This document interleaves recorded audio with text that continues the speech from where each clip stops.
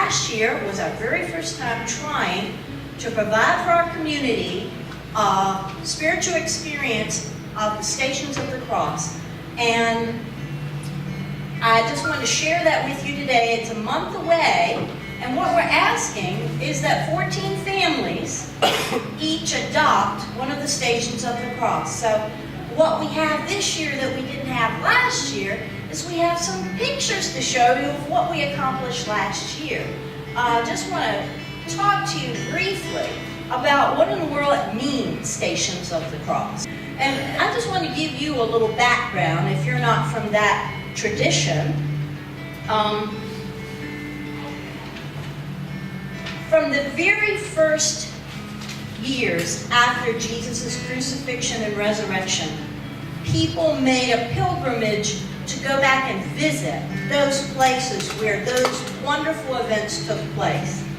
And they made visits to the actual site to make the connection with Jesus. But as the years went on and people moved about and Christianity spread further and further away from the birthplace of Christianity, people started creating their own replica of the journey. Because by at least 1500, decades, centuries had passed, and people couldn't all go to Jerusalem, to Bethlehem, to all of those holy places anymore. So they made their own little replica journeys, their own little pilgrimages.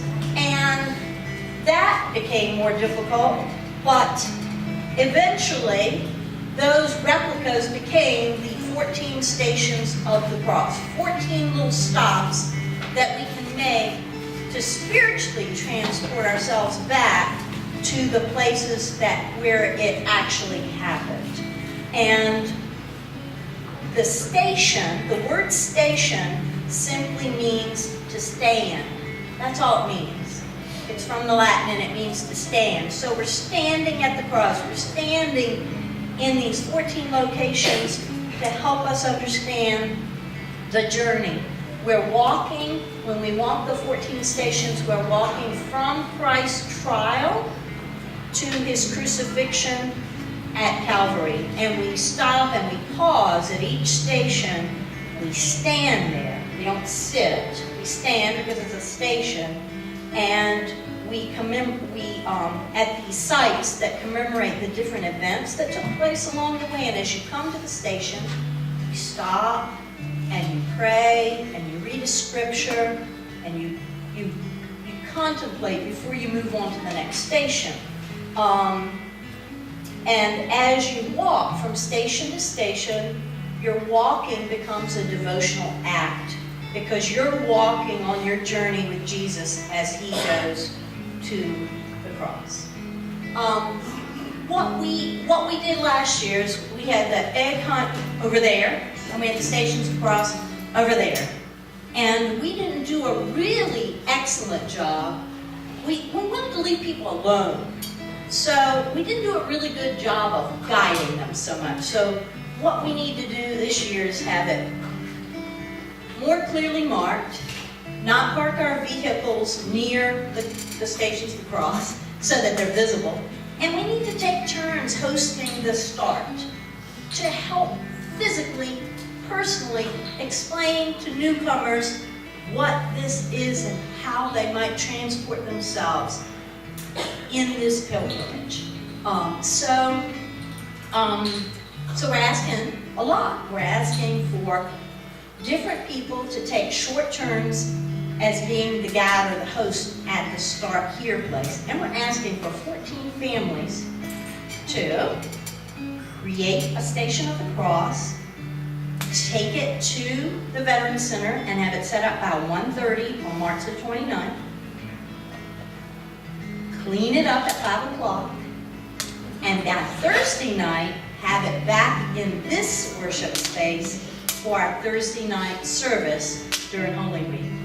So that's a lot. It's a big commitment, and we carried it off last year. And we have lots of new people who can help us do a much better job this year.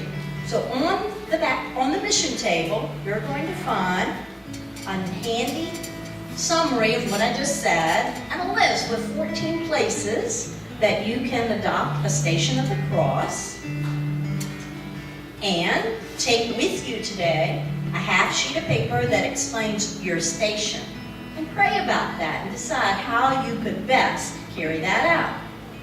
How you could interpret that Station of the Cross. So, what Josh has put up on the screen for you is the start here. What I want you to realize is that we saved these markers so there'll be a place, if you're saying, I want to be a hostess, I want to explain to people what they do on this little pilgrimage, on this little walk where they stand, this would be the place where you would greet them. Now they can read it themselves, but if you're there to interpret it for them, that would be even nicer.